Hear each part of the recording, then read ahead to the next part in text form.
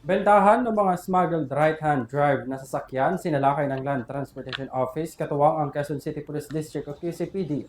Narito po ang aking report. Sinalakay sa pinagsanib na pwersa ng Quezon City Police District at Land Transportation Office ang isang used car dealership sa Quezon City na nagbebenta di umano ng mga smuggled right-hand drive vehicles na mahigpit na ipinagbabawal sa batas. Ayon kay LTO Chief Assistant Secretary Vigor Mendoza, sa ilalim ng Republic Act No.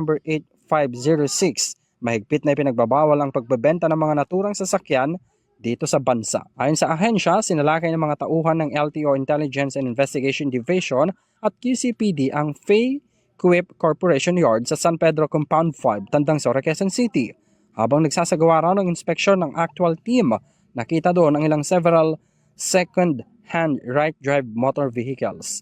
Dahil dito, kinumpiska ng LTO ang mga Certificate of Registration para sa gagawing investigasyon kasama ang dalawang right-hand drive trucks.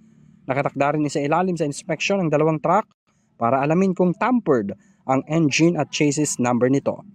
Para sa EuroTV News, ako si Henry V.